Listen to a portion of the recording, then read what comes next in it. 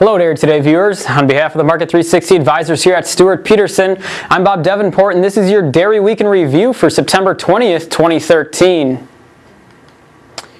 Let's take a look at our CME dairy components at the conclusion of Friday's trade. Blocks settled the week at 179.5, down 4.5 cents on the week. Barrels settled at 176 3/4, also down 4.5 cents on the week. It was a strong week for cash butter. Cash settled at 160 even, up 7 cents on the week.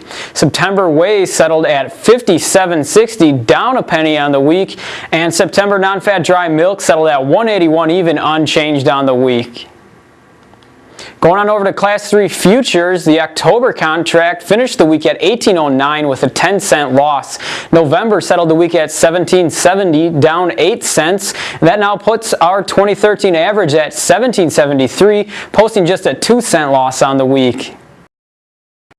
So now let's take a look at that weekly block barrel average chart. It was an extremely quiet week as far as the cash cheese sessions went. There was zero carloads of blocks or barrels that traded hands this week. There was just a couple of sellers who jumped in each day and offered blocks and barrels lower, so that put some pressure on the block barrel average. And again, we finished the week here down 4.5 cents at 178 1/8.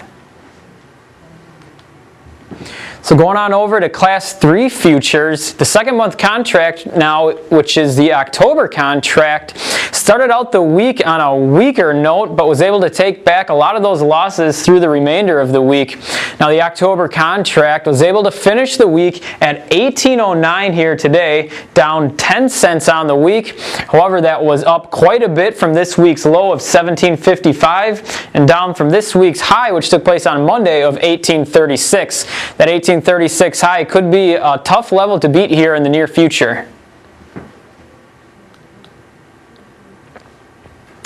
Our August milk production report was released on Thursday of this week, and it showed August milk production increased 2.6% from August of 2012. Milk production for the month of August totaled 16.835 billion pounds, and that is actually an increase month over month from July to August. Now going back in time, all the way back to at least as far as the year of 1998, we have never seen a month over month increase from July to August. So that's an interesting thing to note, as August was a pretty good month as far as cow comfort went, and we could have seen a boost in production from that standpoint. And that could be the reason for that increase from July to August, as we generally, from a seasonal standpoint, would see a decline from July to August and all the way into September. But generally, we do get a pretty good heat wave going through August, which we didn't really get this year. So that was definitely a good thing from a production standpoint.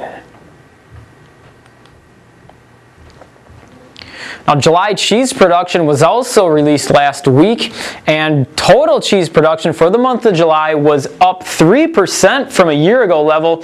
And as you can see, we've been tracking well above 2012 levels from all the way back from the month of March through July. We've been having a healthy increase in production from where we were at in 2012.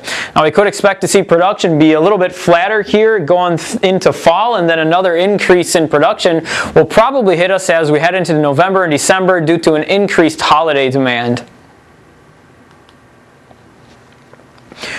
Weekly dairy cow slaughter for the latest week reported came in at 56,500 head. Now that's down quite a bit from the week prior, and however is holding just 100 head above where we were at from a year ago.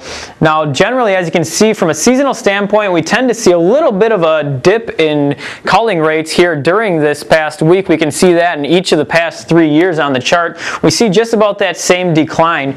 So generally, we should continue to see a pretty big pickup in culling here over the next week, so we'll have to see where that comes in next week. But so far, since the July low back here, we have been following the seasonal pattern higher pretty closely, and we're still tracking about 2.5% above where we were at year to date in 2012. So taking a look at what's coming on the week ahead, we'll have our monthly cold storage report out on Monday, and weekly dairy cow slaughter numbers will also be out on Thursday. So tune into next week's report for a recap of these. That'll do it for us here today. On behalf of the Market 360 advisors here at Stewart Peterson, thank you for watching and have a great weekend.